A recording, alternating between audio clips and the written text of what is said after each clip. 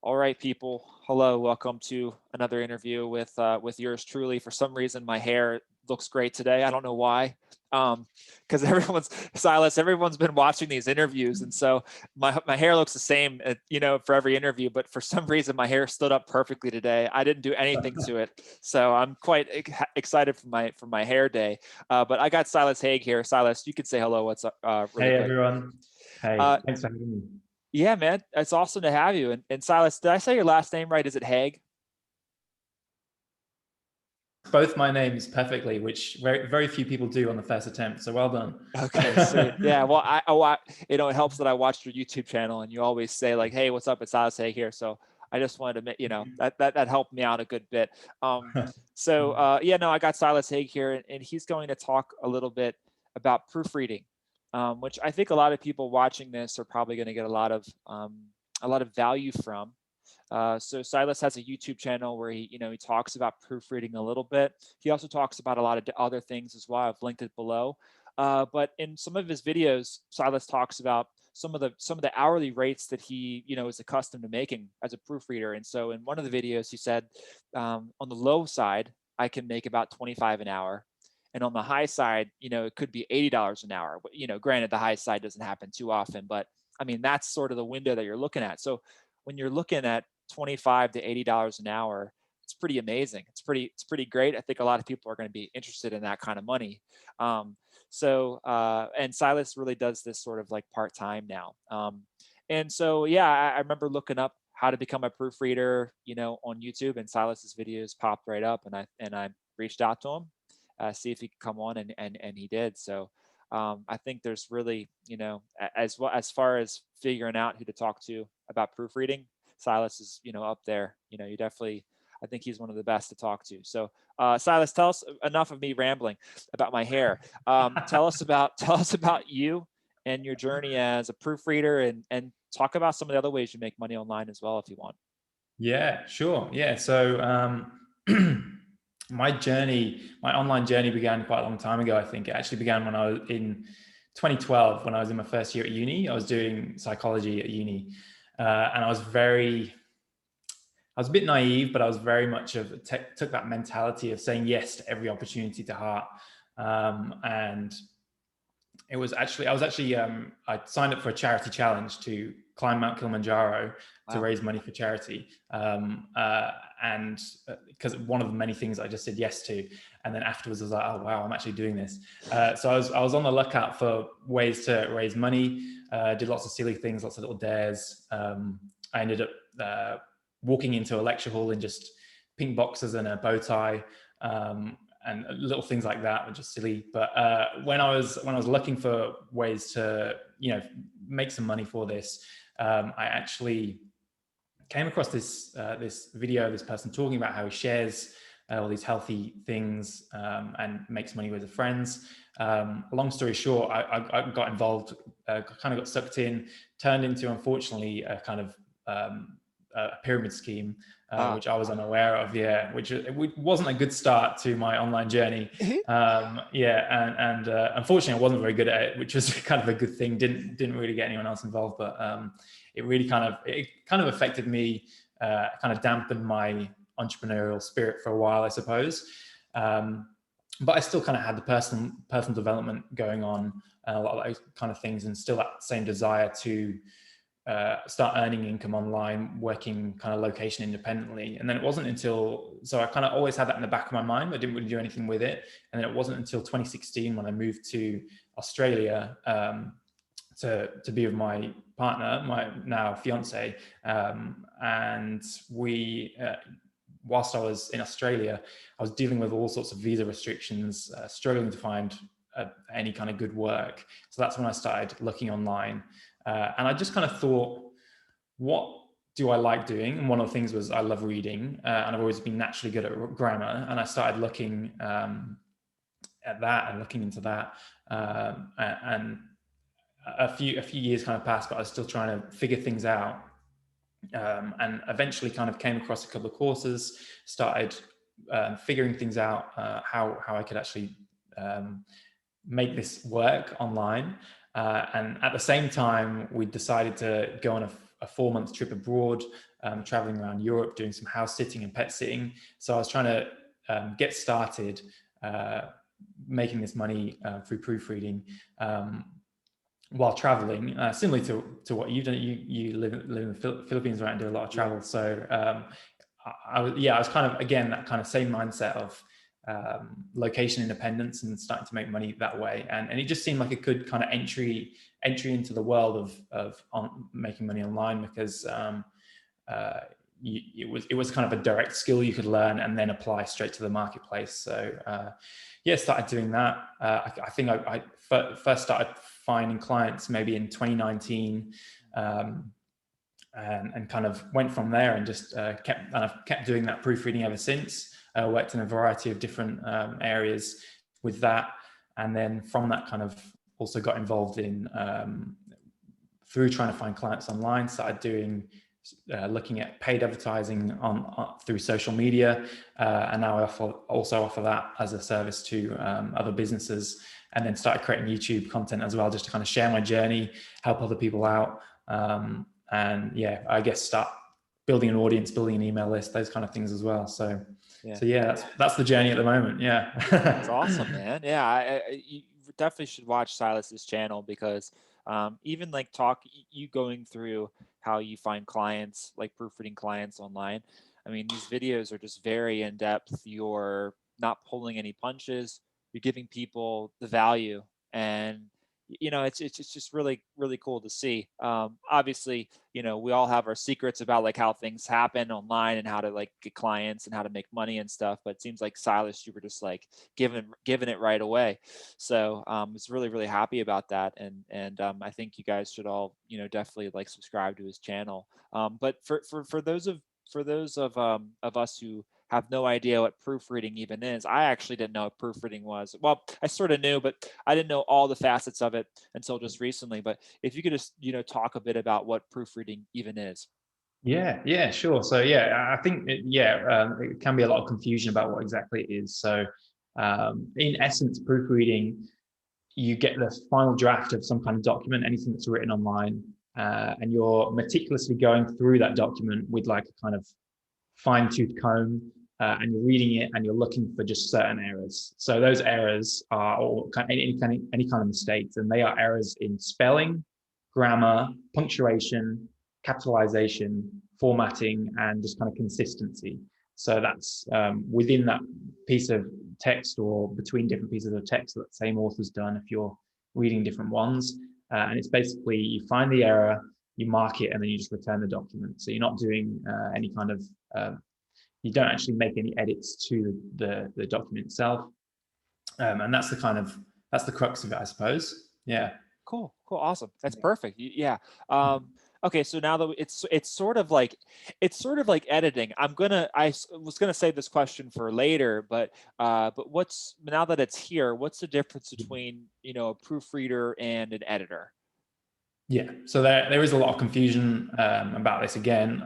Even I was so confused about it to begin with. I was like, what can you do? And they are kind of interchangeable to some extent, but they are very separate skills. When it comes to editing, and again, I think we might talk about this later. When it comes to editing, generally speaking, you do need some kind of formal qualification, oftentimes a degree or something like that. And with editing, it's much more the big picture stuff. So you might be rearranging paragraphs, sentences, deleting, changing words around, making sure that the writing flows well, and all that kind of stuff. So it's a bigger picture stuff. And with editing, it's usually like maybe the first draft or the second draft of the document. Whereas, and that can take a lot more time. And so because of that, you can charge more per whatever. So but it takes longer. So there's weighing that up. But an editor can't proofread at the same time as they're editing. And you kind of need, for anyone that's doing professional writing, you kind of need both. Because as an editor, you can't proofread as you're editing, because you'll just miss so many things. They are different roles, different skill sets. Proofreading, they get that final draft of the document that's like kind of ready to go. The writer, the author, or whoever it is has done everything. They're very happy with it. Then they send it to the proofreader. and the proofreader just sees that final draft, and then they turn that final draft into something that's just ready to go and ready to be published. So you don't really, generally speaking, you don't make any actual changes to the document. You just, you might just annotate on the side, or, different ways like that, or depending on what software you use. Interesting. Here's a question for you. Yeah, no, it's great. Here's a question for you that I didn't include, but it just came to my mind right now. Yeah. Like, have you ever, with a client, also done something that might be considered editing just because you wanted to, or just because you thought, you know what, maybe I could help out like with this just really quick? Yeah, I have actually, when I was first getting started, but I would kind of caution people not to do that. Because number one, they are kind of different skill sets, and they kind of require different, well, similar skills, but different people to do, or the same person to do twice, I suppose. And I did do that a couple of times, but once you start going down that route, you might start editing at a proofreading rate, and so you're getting paid a lot less than what you should be doing, because editing takes a lot longer, and that client might start expecting that they'll get a lot more back from you. They'll get a different skill back from them. They'll start expecting editing when you're just a proofreader, or the other way around. So I did do that because I was like, oh, I could see some ways this guy could improve, but I also made it very clear that wasn't really my role, and I didn't want to stray into that. Yeah, so I would caution against that. Okay. Yeah. Okay, then that's actually very helpful then. So people don't run into any roadblocks or problems later on that they thought, oh, I'll just help them out with editing this one time, and then then the client comes to expect that. Yeah. So one question is, I mean, like, there's it sort of makes you think that there's probably a typical kind of client that would need proofreading work, like a pizza shop might not need proofreaders as much as like a blogger, let's say. So are there like common kinds of clients for proofreaders, and what kinds of clients do you typically work with? Yeah, it's interesting you say pizza shop, because I mean, I have heard of people that have proofread menus and that kind of thing, so it's There you go. possible. I've never done that, but basically anything where someone is getting paid to write, they should have a proofreader. I mean, not everyone does, and that's fair enough. Some people write very well. Some people, or maybe they don't mind if there's the occasional mistake, and that's fine. But if you're getting paid, and especially if you're getting paid a lot of money, you really do need a proofreader. So I've got a list of just like 10 different things of different kind of stuff that you can do, and then I'll get into what the kind of stuff that I've done.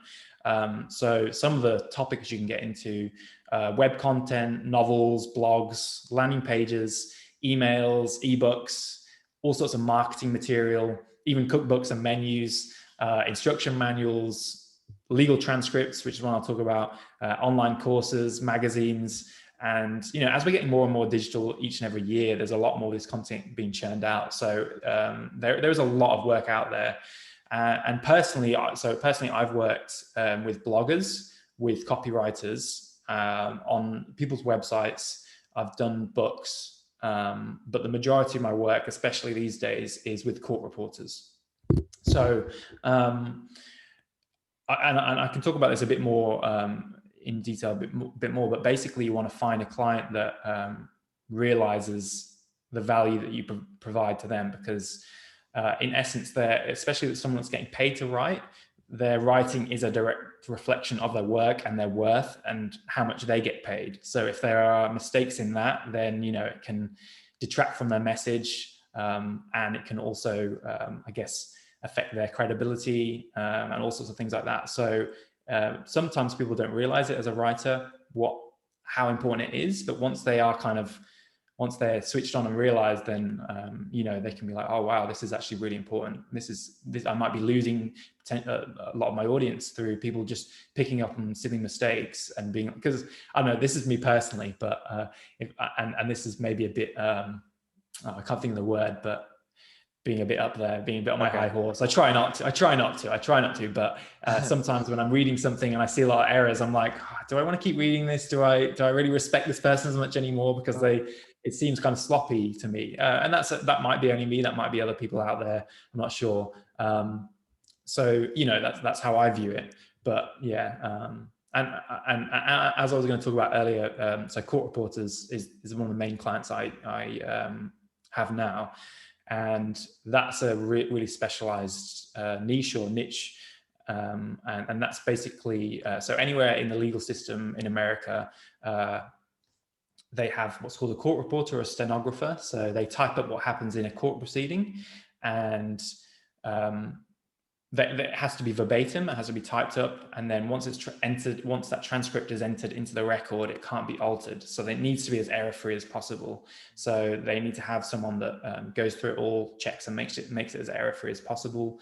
And because if there are any errors in that could affect that case and also future cases as well. So it's really important. So that's why they value proofreaders so highly, because they do such an important job for them.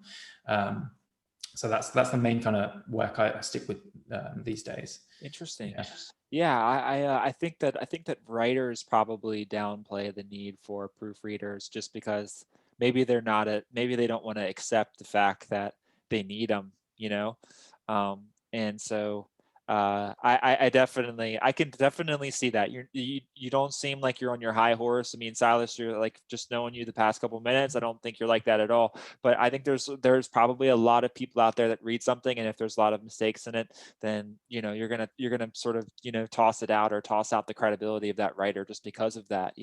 So yeah, your credibility is absolutely on the line every single time you write something and publish it on the internet. So and even myself, like yeah, when I write something, even simple things, if I'm writing an email or something like that, I might make a mistake, and you just accept that. But as someone who's a proofreader, who I guess your role is to almost be perfect, but I think that's how some people view it. But it's making things as error-free as possible. You're never going to find every single error, unfortunately. yeah. That kind of I need a proofread as well. Like I can't proofread my own work because you just glaze over when you're reading your own work usually. So well, Silas, are there proofreaders for proofreaders out there? It's something I haven't explored, but I think with I don't know the full details, and don't quote me on this, but I think with authors that are selling loads and loads of books, they have multiple proofreaders that check their work. So I guess in a sense that's a proofreader proofreading a proofreader's work. Okay. Wow. So, okay. Yeah, that's like Inception. It's like proofreading Inception happening. yeah. So Silas, one question I wanted to ask too was, for people probably are going to ask this immediately, but like, is there any sort of certification that you need to get in order to become a proofreader? Yeah. So there are maybe with a couple of countries, but when I did all my research, and this was a while back, there was no formal qualification out there, and I was looking into all. It's hard because it's such a big world, and as I said, with editing, oftentimes you do need some kind of professional certification or qualification. With proofreading, it's not really the case. There are quite a few courses out there, but you don't need to complete them in order to be a proofreader, especially if you're doing it freelance. If you're finding your own clients, they don't often ask for qualifications or anything like that. And the main way to show that how good you are is to just do some of their work, do what I was doing when I first started, to do a small sample for free, just to show them how valuable I was, how many errors I could find in their work. And that's the main way to show that you have the skills, rather than a formal kind of qualification or certificate. Cool. Yeah, and we're gonna get into that a little bit. I love that process where you like sort of edit, where you proofread someone's work for free and sort of give them a little clip or example of what you could do for them. We're gonna get into that like literally just the next question. But I want to talk about that you mentioned in your channel, that Proofread Anywhere course. So I'm going to link to that in the description in case someone wants to like check that out. But how was that course for you? And is there sort of any other resources that you would recommend for people who are just starting to get into proofreading? Yeah. So when I was first looking into proofreading, I had, I guess, a very healthy degree of skepticism based on my past experiences when I first started trying to find ways to make money online. So I was very kind of, I did a lot of research, weighing up all the different pros and cons of each one, because there's a few different proofreading courses out there. And Proofread Anywhere just kind of stuck out. It just kind of seemed like the one had a lot of this. Well, I got this after doing the course, obviously, but it just seemed like it had a lot of different support. They focused not just on the theory. So a lot of the courses I was looking at were just the theory, just the skills of how to actually become a proofreader. So, you know, all the different grammatical rules you need, all those kind of things, the different ways to do it. But when I was looking at the Proofread Anywhere content for their courses, they actually have 2 courses. I've taken them both, and yeah, they're still 2 of the best that I've done, because I've done a lot of courses over the past few years. But they teach you a lot of different things as well as just those proofreading skills. So they actually teach you a lot about marketing, how to actually start finding clients. You know, a whole section on just little things like tax things that you don't think about, things about mindset. And yeah, that section just on marketing alone was so powerful for me.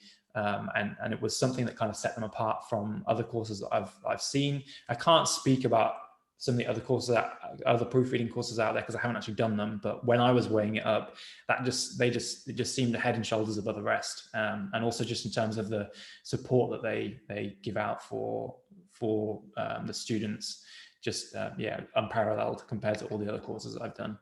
Huh. Sorry about that. There's a dog barking, so I turned off my mic. Awesome. Okay, so Proofread, I'll definitely link that down below. And I'll also, sorry, yeah, I've probably got some other free resources for anyone that's, you know, as I say, with anything new, really explore it first before you make that commitment. But then once you do, dive in fully. But you know, take this, something like this, you kind of have to just take your time and see if this is right for you. So I'll see if I can find. I've probably got some other free resources that I can link to as well. I could send through as well as that.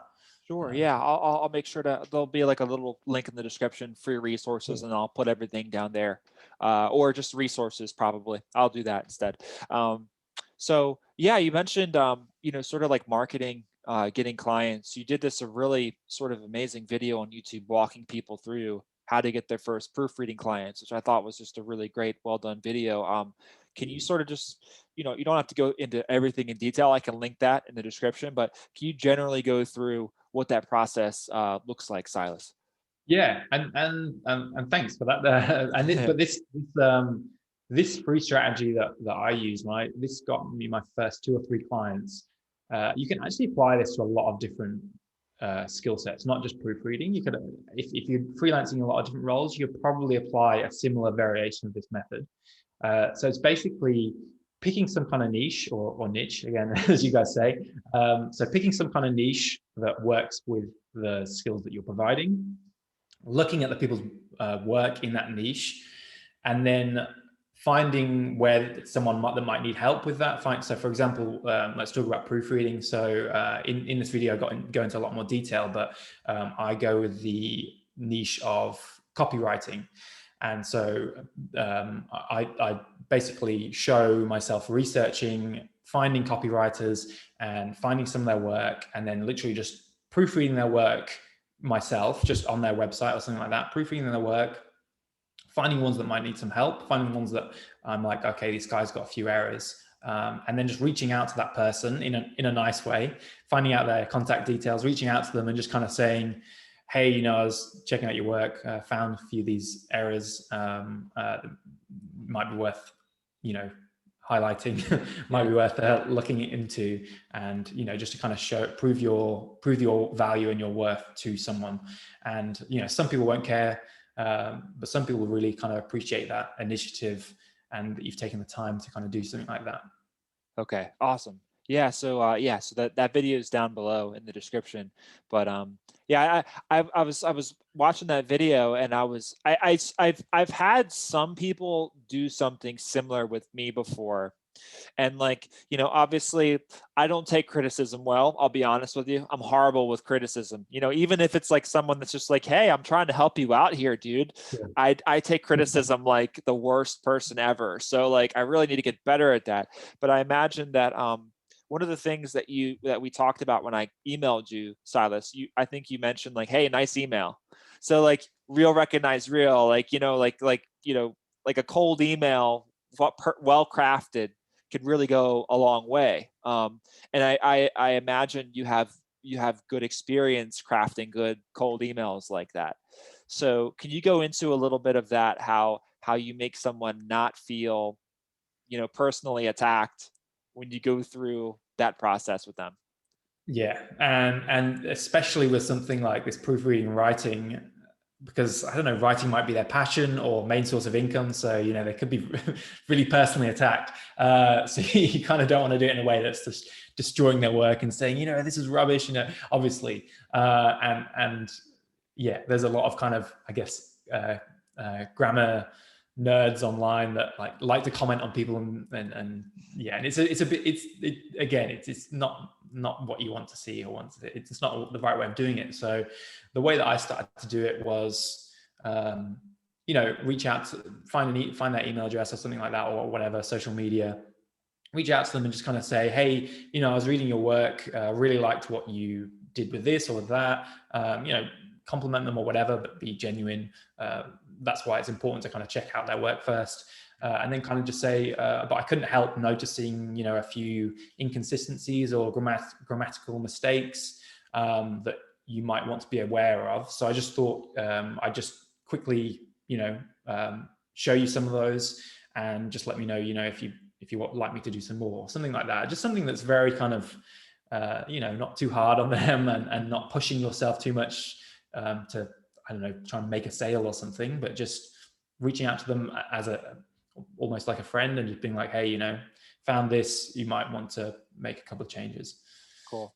Yeah, I like that. I think that's the best way to go about it, obviously. And like you said, just be genuine. Just like actually read their work. I mean, that goes such a long way. I mean, I actually checked out your YouTube channel before I talked to you. Like I knew what you were about, but I sort of want to talk a little bit about, how many people, well, actually, before I talk about that, let's talk about how long that process might take you. This is not in the, I didn't send you this question. I'm sorry, Silas, but like how long, like from start to finish, like from like checking somebody out, reading their work, proofreading, sending the email, how long does that typically take you?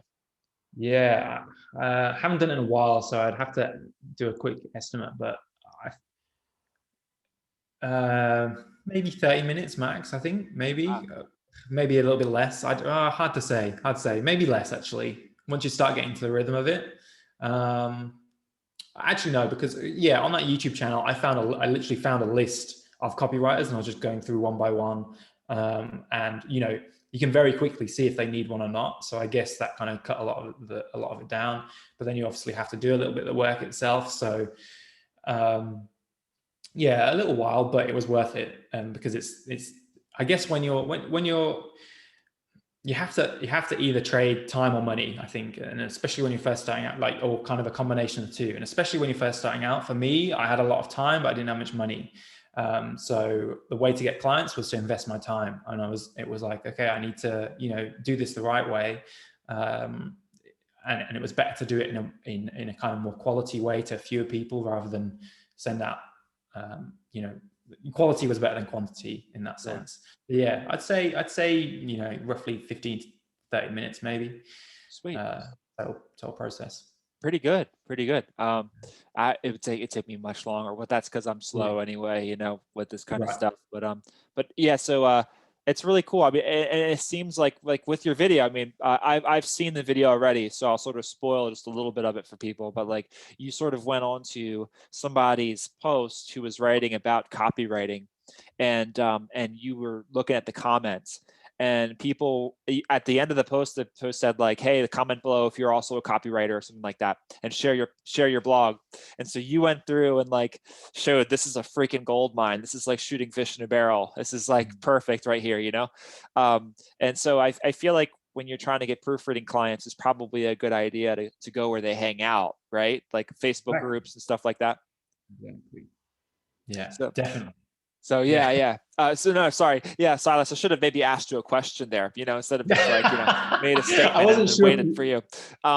but no, like, like on Medium, for instance, there's lots of writers that hang out in Facebook groups and stuff, and so they all share their posts on like a Tuesday or something, because it's Share Your Post Tuesday. And so I imagine that for people that might want to be, proofreaders for Medium writers, that like a place like that might actually be a good place to go for them, to research and stuff. Definitely. Exactly. And that's just to jump on that, like it's so true. You have to get yourself into the mindset of so pick a niche, pick a type of client, and then get into that mindset. And again, this is going to apply to lots of different freelance services. Get yourself into the mindset of the client and think, where they hang out. So as you said, as I showed in the video, it was that blog. Facebook groups can be really good. For court reporters, for my main kind of proofreading client now, it's LinkedIn. And so I crafted my whole LinkedIn profile is literally just about proofreading for court reporters. And I just connected with loads of different court reporters, just very kind of soft approaches in the messages, just like, hey, I'm new to this world. It'd be great to, I can't remember the exact message, but just it'd be great to connect with other people in this field. And then maybe a few messages later, share a bit more about your services.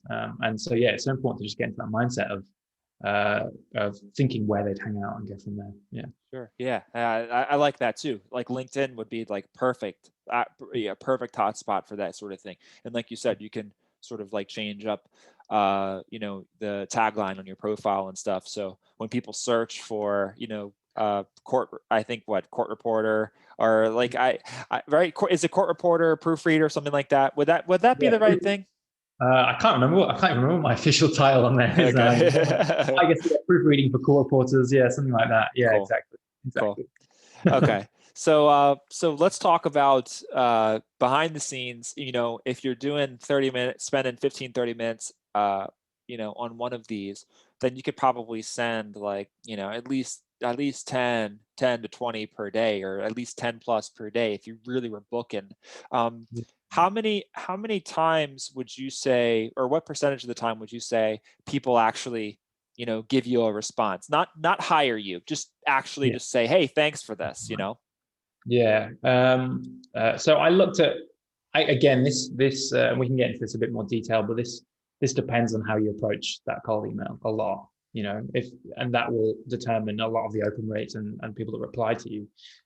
So I looked back, and this is when I was first started, and I didn't record too much data. Unfortunately, this was when I was first getting started. So I looked back, and it seemed to be roughly about maybe 20 to 40%, something like that, a response rate.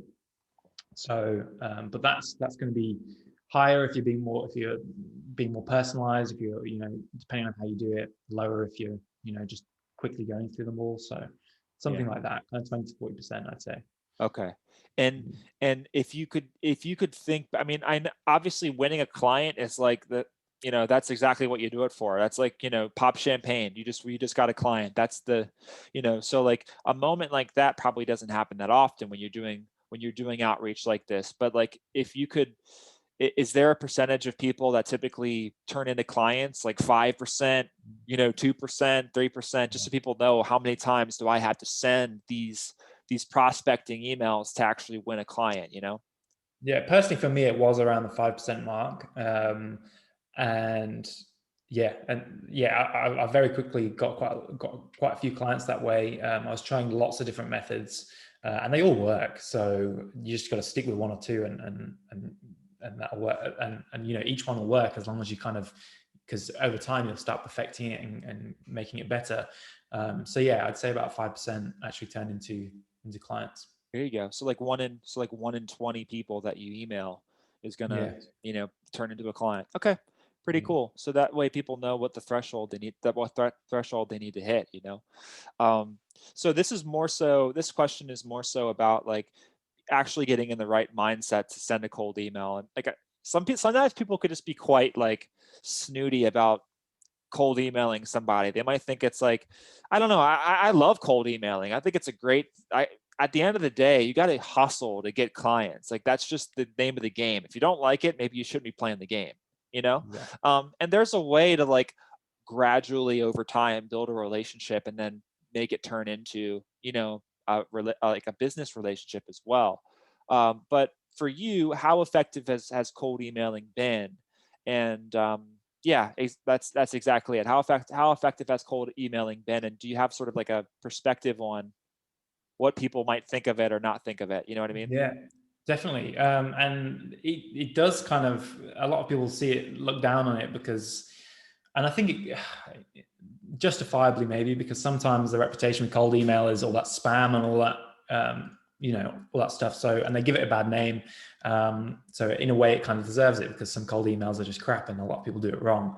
But if you're doing it right, for me personally, like, that was how I got my first 2 or 3 clients. So I couldn't rate it highly enough. It was so effective for me. And yeah, as I said, I think a lot of people do it wrong, and it is why it ends up in the junk folder. But yeah, I would say it's one of the best strategies for me, because it's also completely free as well. And you just your time. So yeah, I'd say very important.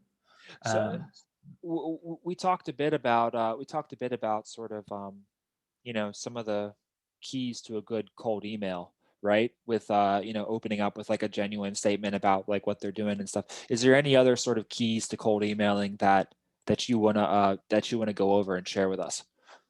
Definitely. I've got a lot of tips actually. But before I do share those, I want to say, first of all, that your cold email was perfect. That's Thanks. how you do cold emailing, right? So I don't know if you've got any content on that, but that's how you do it. Like, if you've got any content on that, or if you haven't, then you should definitely write some, because you did it perfectly. And I think the key is, there's so many different things, but the key is, firstly, put yourself in their shoes. Think about what that person desires, think about their ego, think about what would make them curious, and then write your email around that. So think of your niche or your type of client, and think about desires, ego, curiosity. Keep it super personalized if you can. I would say with cold email, I'd say quality over quantity, to an extent, especially when you're first getting started. Maybe when you're a bit more advanced, you can look at automating certain things, and you'll get lower response rates, but you can reach out to more people, whatever. But when you're first getting started, super personalize it. Make sure at the very least to address them by name. I've had cold emails before where it's just "Hey," and it instantly turns me off. I'm like, come on, man, you're reaching out to me, at least get to know my name. So make sure you know their name, and maybe something about them. As you said in your email to me, you reached out to me. I think one of the first things you did was compliment me on my video. So reaching out to my ego, and then you said, about the desires. So what's in it for that person? You don't need to talk about yourself, or maybe very briefly talk about yourself. Even try and avoid saying "I" much. Talk about them. Talk about what's in it for them, because this is their time. They don't know anything about you. So when they're opening that email, they might only give it a very short, small glance, and just only give you a second to capture that attention. So don't talk about yourself, or very, very, very briefly introduce yourself, and again, what's in it for them. Keep it very short. Again, it's their time. You've got to respect them, and their time is valuable. So keep it short. Don't write them an essay, and just make it clear what you want from them, or what you can offer them. Make that very clear, like one sentence, that one particular thing, not like multiple different ways that they can talk to you or reach out to you or blah, blah, blah. Be like, if you're interested, this is what you do next. Like, again, for you reached out to me, you're like, if this is what you want, reply to this email and I'll send you the Calendly link. I'll send you the link to, get something booked in. And what else did I have? I like to put a signature in the email as well, just to make it a little bit more professional. I usually do like a little professional headshot kind of thing, and maybe a little thing about me, but that's just to makes it stand out a bit more. So that's some of the tips. And then I suppose if you're going more into, as you're getting more advanced, I don't know if you want to talk about, I'll just very briefly, if you're going Go into ahead. kind of automation. Yeah, if you're going into more kind of automation and cold email software, and actually paying for things and reaching out to a lot more people, obviously you can't personalize it as much. To an extent you can, but you can't send like I really like this part of this blog or whatever.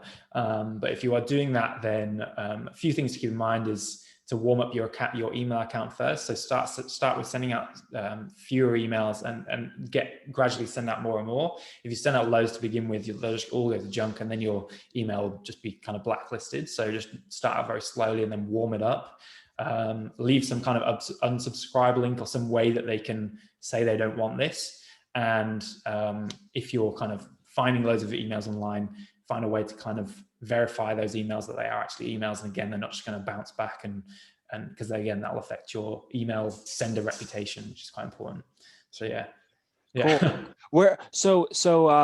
Yeah, maybe let's talk about just like the automation for just a little bit, because this is something I actually don't know too much about. Is there like a certain tool that you can use to sort of like mine email addresses or like get email addresses and even like maybe send emails out like with like blasts and stuff like that? Definitely. So there's lots. So there are a lot of tools, and I don't really want to name too many because, you know, some of them might already be obsolete or whatever, but I think there's a lot of free ones. I think it was like hunter.io or something like that. There's a lot of free ones where you can get like a small amount of emails for free, like through maybe social media, through, say, on LinkedIn, find someone's LinkedIn profile. If you can't find their email address, you can use like a Chrome extension or something like that, and it'll often find their email address, which is quite powerful. So there's a lot of different, I don't know, Chrome extensions and little things like that. And then you can start getting into paid software where they, I used some paid software recently to try and find some other email addresses for a different niche, but I can't remember, for my other business, but I can't remember what it's called. And you can literally just pay a certain amount and find emails for a certain thing, and then use that however you want to use it. Cool. But obviously, you know, it's less. I prefer when you're starting out to go down the the kind of quality and being very personalized, and maybe even trying to find their emails without using software and without all the automation. But yeah, and then GMass is a really good one, another really good tool for when you actually want to start sending out those emails, because they have a free plan, which I really enjoyed, because a lot of them can be quite expensive to get started. So GMass, I can't remember the extent, but they have a free plan that I was using for a while to send out. Once you actually have those email lists, you can send them out. So okay. that's quite awesome. Well, I'll link all them below. I mean, you could probably also like look that up on Google, do like a quick Google search, and probably find some tools that'll help you with that as well. So Silas, we've been going for a pretty long time now, which is great. So I sort of want to start to like wind down, but one last question that I wanted to ask before I'll give you the floor is like to talk a little bit about referrals. You know, does referrals play a big role in your business? And talk about, you know, any major referrals that you might have gotten. Yeah. So I didn't really think about it when I first started as a kind of big source of finding clients.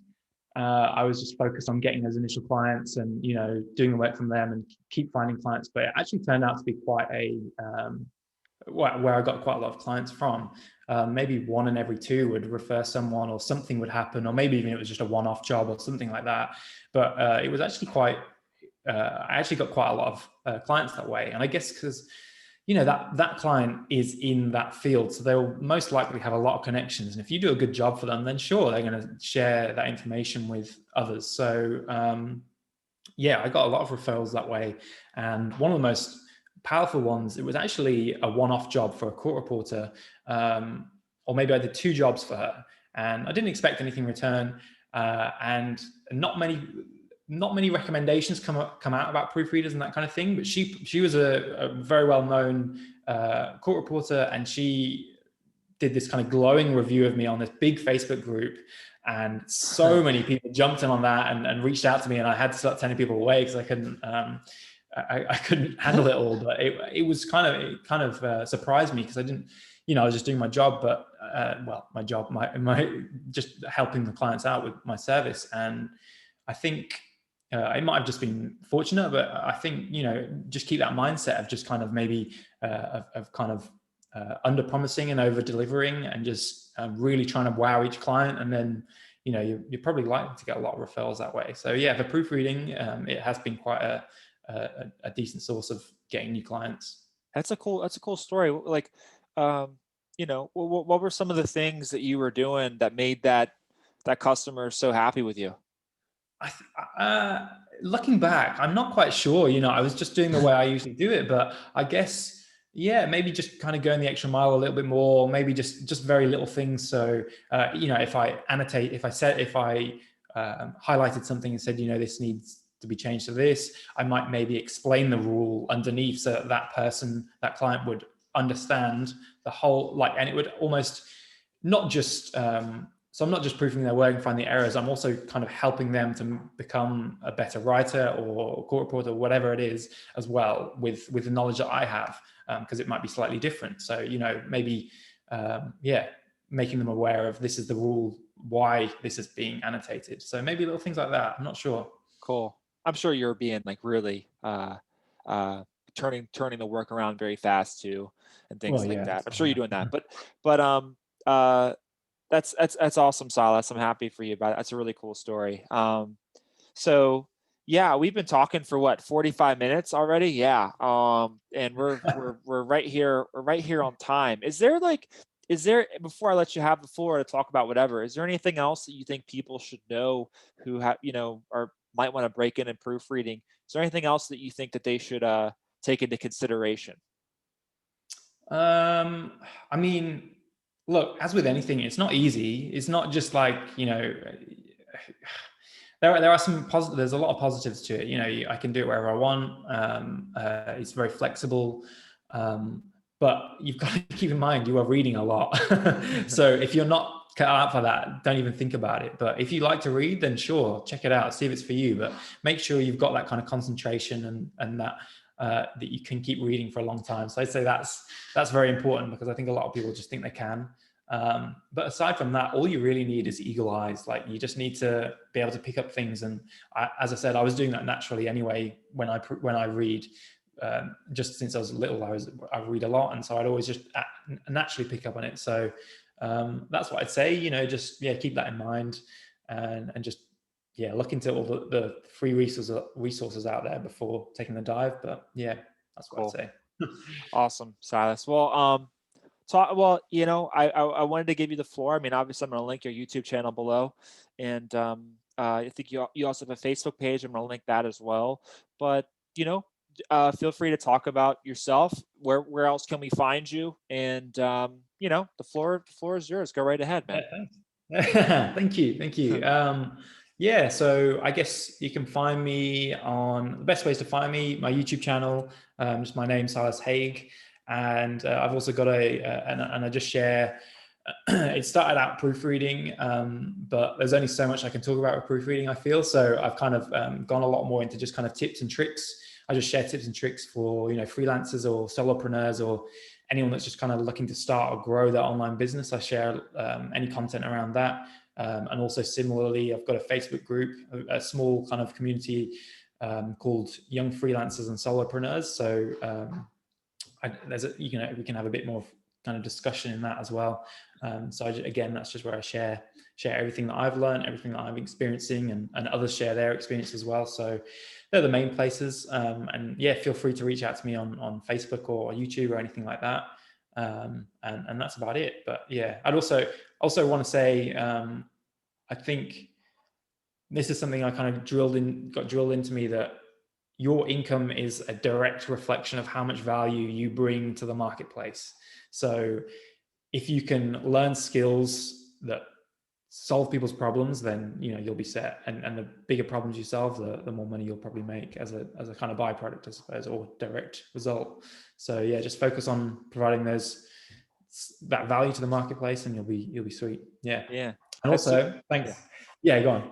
That's one of the cool things about you. I mean, like you learn proofreading and you learn how to do that and perform for clients, but you're also, like, with your YouTube channel, you're teaching other people how to proofread. So that's another, just sort of talking about the value that you provided to the marketplace. Like, you're providing, more and more value, not just by doing it, but by teaching it as well. So like for me with blogging, it took me a year to really learn how to, grow an audience on Medium. So, for a lot of these things, it takes, a year or so to learn.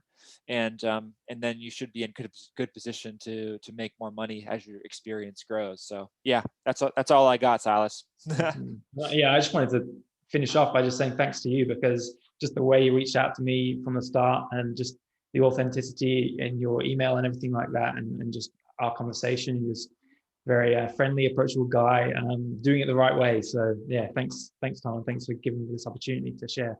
Silas, thank you so much, man. Thank you for coming on. Possibly we might do this again next year.